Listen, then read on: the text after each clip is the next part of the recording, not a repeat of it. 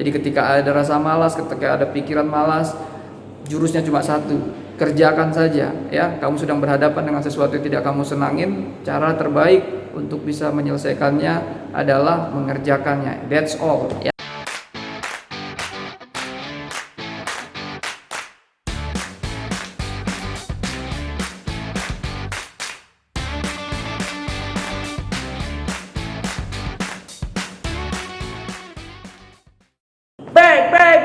Back again. Halo teman-teman Slim semuanya, kembali lagi di Seven Production.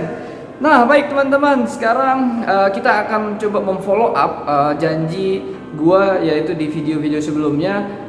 Tadinya kita bicara tentang skripsi atau sidang. Nah, jadi ada setidaknya tuh kemarin 10 hal yang memang mahasiswa tidak suka dari dosen pembimbingnya. Nah, janji gue adalah gue juga secara adil akan berusaha mensurvei, mencari tahu, dan pastinya juga mendapatkan 10 hal atau 10 tipe lah ya, 10 tipe mahasiswa yang memang dosen pembimbing juga tidak suka ya. Sekali lagi, adapun konten ini gue buat supaya dosen pembimbing atau mahasiswa pembimbing juga sama-sama belajar ya, sehingga yang namanya perkuliahan kita pada saat bimbingan untuk menyusun penulisan skripsi itu akan berjalan lebih baik dan lebih lancar lagi ya teman-teman. Jadi baik teman-teman, seperti apa gambaran bahwa tipe-tipe mahasiswa yang rata-rata dosen tidak sukai ya. Namun sebelumnya teman-teman jangan lupa juga untuk berinvestasi dengan menekan tombol subscribe, share, like, dan komennya. Jangan lupa juga klik tombol loncengnya supaya teman-teman bisa dapat updatean terbaru dari video-video kita. Oke teman-teman, seperti apa pembahasannya? Check it out. Nah baik teman-teman, jadi sebelum masuk ke kesimpulan yang telah gue dapatkan, gue mau kasih tahu juga bahwa sebenarnya untuk menyimpulkan ini gue juga googling di Google gitu ya, dan juga mencari tahu di sosial media, termasuklah di YouTube ya, sehingga bisa mendapatkan kesimpulan hasil dari konten yang saat ini kita akan bicarakan. Nah teman-teman, kita masuk yang ke pertama. Jadi salah satu sifat ya mahasiswa bimbingan yang tidak disukai dosen itu adalah sok pinter atau sok tahu gitu. Jadi ada beberapa memang sumber yang mengatakan, gue sih secara pribadi kayaknya jarang sih menemukan. Jadi memang kebetulan juga ketemu teman-teman mahasiswa yang banyak belum tahunya, jadi mereka banyak bertanya. Nah tapi ada juga teman-teman dosen di internet yang gue temukan mendapatkan mahasiswa bimbingannya yang sok tahu, dan mereka di situ menjelaskan bahwa banyak mahasiswa itu yang justru susah untuk diingatkan, susah untuk diarahkan ya, cenderung lebih ke keras kepala, jadinya keras kepala, sehingga apa yang diminta oleh dosennya jarang untuk di follow up atau dikerjakan. Nah kenapa mahasiswa menjadi seperti sok pintar? Mungkin kalau gue melihat ya dari beberapa pengalaman, mungkin karena mahasiswa itu sebelumnya sudah pernah mengikuti beberapa perlombaan ya, entah itu karya tulis, entah itu buat paper, walaupun itu memang berbeda dengan skripsi. Terkadang memang ya inilah ya karakter manusia, jadi karakter mahasiswa itu yang memang kebawa dan seolah-olah dia sudah paham sekali, padahal skripsi sangat berbeda dengan istilahnya kompetisi yang dia sudah pernah ikutin, walaupun itu memang semuanya juga mengarah kepada yang namanya penulisan. Nah yang berikutnya ini mirip juga kan dengan teman-teman ya, artinya yang di video gue sebelumnya. Jadi dosen pun sebenarnya kurang senang dan tidak sangat-sangat menyenangin ketika ada mahasiswa yang tidak menghargai waktu ya. Jadi teman-teman, bukan kita merasa seperti orang yang apa ya padat waktunya atau sibuk gimana, tapi memang pada intinya jangan pernah sekali-sekali membiarkan dosen kamu menunggu kamu untuk bimbingan. Ya teman-teman, kita harus mengerti prinsip bahwa kalau kita meminta itu tangan kita kan seperti ini gitu loh ya, ketika kita memberi seperti ini. Jadi ketika kita yang sedang butuh bantuan dosen pembimbing gitu ya untuk menyelesaikan skripsi kita, ya jangan juga jadi kita seolah-olah yang ditunggu gitu loh.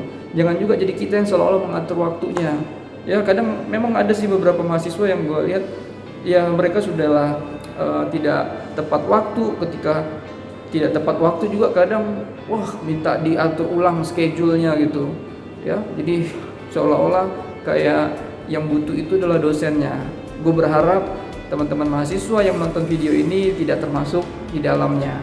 Nah di masalah ini pun sebenarnya kita bisa melihat bahwa pada akhirnya mahasiswa itu menjadi kurang sopan ya, kurang sopan. Jadi kayaknya pendidikan kalau seandainya menghasilkan lulusan-lulusan yang kurang sopan itu sudah bercacat banget tuh kalau menurut pendapat gua gitu ya.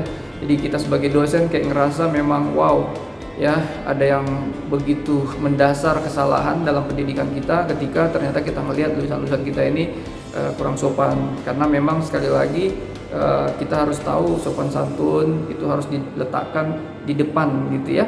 Jadi kaya akan ilmu, kaya akan pengetahuan, ya, tidak membuat orang itu jadi menomorduakan yang namanya etika atau sopan santun. Nah, jadi penting buat teman-teman untuk mengingat ini. Semoga kita bisa untuk saling mengingatkan terus ya. Jadi jangan berusaha untuk justru menjadikan alasan dia dosen juga kan pernah telat, dosen juga kan pernah mengarrange ulang atau reschedule pertemuan bimbingan gitu loh Pak. Iya, tapi harus diingat juga kalau dosen itu kan dia pengajar. Dalam mengajar itu ada beberapa memang kita punya strategi yang pingin kita selipkan dalam pembelajaran itu supaya mahasiswa itu nanti terbekali. Hanya saja memang kita nggak perlu itu membuat mahasiswanya tahu di awal. Ya, terkadang setelah selesai semuanya baru kita buka kenapa seperti ini, kenapa seperti ini.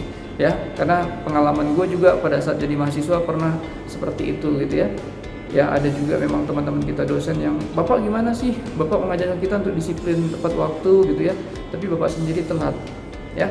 Jadi di situ dosennya memang menerangkan, ya, kamu harus mengerti juga ya bahwa kita juga memang sedang mempersiapkan kamu, melatih diri kamu bagaimana di posisi sebagai seorang pemimpin, di mana sebagai posisi dalam hal membutuhkan atau jadi bawahan. Seperti itu ya. Jadi teman-teman jangan dibandingkan dengan strategi yang dosen selipkan ketika dia harus seperti terkesan telat atau mungkin mereschedule ya ulang jadwal pertemuannya. Nah, kalau mungkin di pengalaman gua yang lebih sering terjadi adalah di mana dosennya yang justru mencari-cari mahasiswanya nih untuk bimbingan. Mahasiswanya yang terkesan gitu ya. Satu seperti masa bodoh, yang kedua juga seperti ya udah deh bagaimanapun juga nanti juga bisalah datang kapan saja.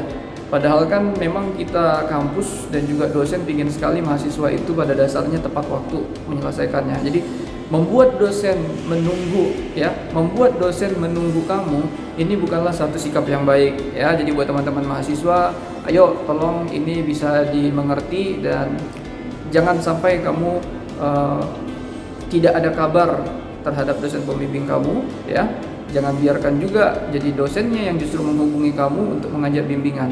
Ya, apapun keadaan kamu, apapun kesibukan, ya jadilah mahasiswa yang punya inisiatif baik, etikat baik ya.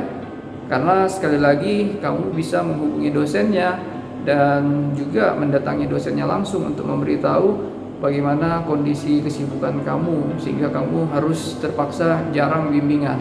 Nah, akhirnya juga muncul tuh masalah-masalah baru yang berbau tidak sopan ini ya. Jadi tidak sopan itu yang paling sering kita temukan dan membuat kita kecewa itu adalah mahasiswa menjadi tidak sopan dalam hal satu ya. Dia berbicara kurang sopan, yang kedua berperilaku pada saat bimbingan atau misalnya berpakaian.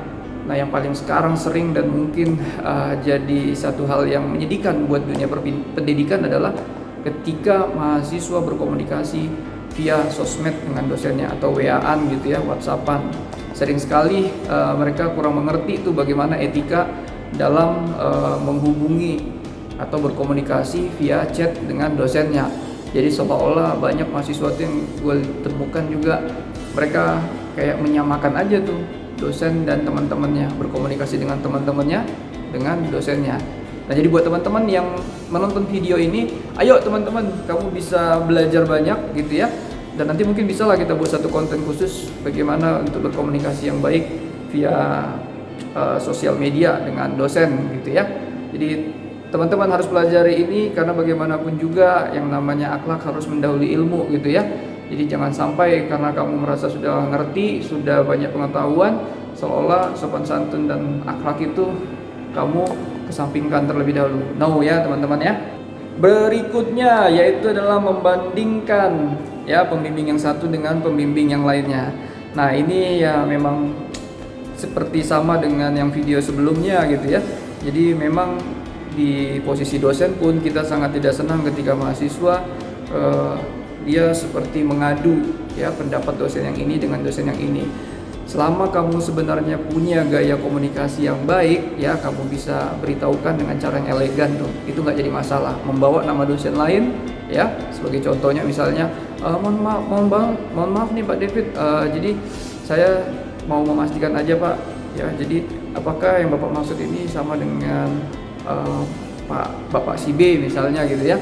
Karena jujur Pak, saya bukan maksudnya hal-hal yang negatif ya Pak ya, tapi saya hanya mencoba untuk mengerti Pak supaya lebih gampang dalam pengerjaan skripsi saya ini ke depannya Pak. Nah jadi teman-teman, ayo kamu punya gaya-gaya berbicara yang bisa dilatih ya, dan kamu penting untuk menekankan pada saat berkomunikasi itu bahwa ayo bagaimana perasaan kalau saya di posisi dosennya ya ketika kata-kata ini saya ucapkan. Ya, jadi perhatikan ini teman-teman, dan ini menjadi sangat penting ke depannya. Nah, jadi begitu juga dengan ucapan, perilaku, dan juga cara berpakaian teman-teman. Gue hanya mau katakan, ya memang ada teman-teman pasti menemukan dosen-dosen tuh yang ya gayanya gaul lah. Ya, gue nggak tahu ya. Tapi gue juga mungkin termasuk dosen yang tidak terlalu senang dengan suatu hal yang terlalu formal. Namun ya kalau di kampus berbeda ceritanya.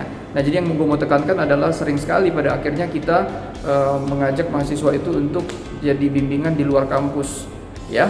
Nah gue pikir nggak ada yang salah sih, selama sekali lagi kita harus mengerti sebagai dosen kita ini masih tetap pendidik di luar walaupun memang sudah berbeda lokasi. Namun dalam bimbingan yang penting sekali di luar kampus pun kita harus bersikap sebagai seorang pendidik, yang artinya ada transfer hal-hal positif kita kepada mahasiswa kita yang kita perhatikan. Nah mahasiswa juga ya berpakaianlah yang baik gitu ya, jangan juga sampai jadi seperti kayak tidak menghargai dosennya ya, terus berbicara juga ya. Kalau misalnya berdua, gue pikir antar dosen sama mahasiswanya ya nggak jadi masalah, tapi kalau ada 3 orang, apalagi orang ketiga ini tidak mengerti gaya berbicara kamu dengan dosennya di luar kampus, kamu harus ya memposisikan diri ya seperti di kampus gitu. Jadi dewasa dalam hal seperti ini penting mahasiswa, karena teman-teman mahasiswa juga nanti lulus bekerja dengan orang lain, dengan klien-kliennya jika berwirausaha, penekanan itu pasti harus diperhatikan. Nah berikutnya penyakit malas. Nah jadi gue juga sudah pernah tuh membuat video 3 ciri mahasiswa miskin di kampus ya. Jadi malas itu menjadi penting menurut pendapat gue untuk kita selalu mengingatkan ke mahasiswa, termasuklah dalam penyelesaian skripsi ini. Jadi teman-teman mahasiswa, ayo, jadi sebenarnya cara terbaik untuk bisa selesai skripsi adalah dengan mengerjakannya. Jadi ketika ada rasa malas, ketika ada pikiran malas, jurusnya cuma satu, kerjakan saja ya. Kamu sedang berhadapan dengan sesuatu yang tidak kamu senangin, cara terbaik untuk bisa menyelesaikannya adalah mengerjakannya. That's all ya. Jadi sekali lagi, keberhasilan kamu untuk mengalahkan rasa malas itu menjadi poin tersendiri yang menumbuhkan karakter baru ya, karakter positif buat diri kamu. Karena sekali lagi, bad habit atau good habit itu teman-teman sendiri yang punya, teman-teman yang akan bawa kemanapun teman-teman pergi sepanjang hidup teman-teman. Baik teman-teman, yang terakhir yang pastinya kalau gue sih ngerasa ini bonus, yaitu adalah kreatif gitu ya. Besar harapan memang dosen ini memiliki mahasiswa-mahasiswa yang berinisiatif. Inisiatif bisa itu dalam hal kreativitasan mereka ketika mendapatkan satu jalan buntu ya, mereka tidak langsung diam saja terus tidak pernah menghubungi dosennya lagi, seolah-olah kayak stuck dan berhenti, menyerah begitu saja. No, yang kita harapkan sebagai seorang dosen adalah mahasiswa bimbingan yang memang pantang menyerah gitu ya, tough, tangguh banget gitu ya. Nah mudah-mudahan saja kita sebagai dosen juga selama di kelas, selama di kampus sering juga mencontohkan ya, memberikan perilaku-perilaku ya pantang menyerah, supaya kita lebih enak itu leading by example ya, mengajarnya dengan contoh yang kita perlihatkan, sehingga pada saat kita mengingatkan kepada mahasiswa untuk pantang menyerah, mereka pun bisa juga belajar dari kita ya. Termasuklah sebenarnya sedikit bocoran aja ya, niatan membuat YouTube atau channel YouTube ini pun seperti itu kalau buat gua, karena prosesnya gua tidak sebentar gitu ya, kesabaran ada ya, banyak begitu godaan, hambatan terutama Tapi sekali lagi gue ngerasa bahwa niatnya positif, yaitu berbagi dan membekali, terlebih lagi bisa memberikan kontribusi yang baik supaya pendidikan kita menjadi lebih baik lagi dan semakin banyak lulusan yang berkualitas. Jadi apapun hambatannya jadi bisa dipatahkan, sehingga mahasiswa gue kalau bimbingan dapatkan hambatan-hambatan, mudah-mudahan mereka bisa melihat dari apa yang sudah gue kerjakan saat ini. Oke teman-teman, itu saja mungkin sharing-sharing kita tentang ada beberapa tipe atau sikap mahasiswa yang tidak disukai oleh dosen pembimbing ya. Semoga saja kita bisa banyak belajar melalui video ini, terutama juga dengan video sebelumnya yang memang menceritakan tentang sikap dosen yang tidak disukai mahasiswa bimbingannya ya. Semoga saja sekali lagi kita bisa berbagi untuk bisa melengkapi diri kita dan membantu orang lain sehingga kita sama-sama bisa sukses ya. Oke teman-teman, itu saja dan terima kasih sudah menonton ya, dan jangan lupa untuk jangan lupa untuk subscribe, share, like dan komennya. Thank you very much and God bless you all.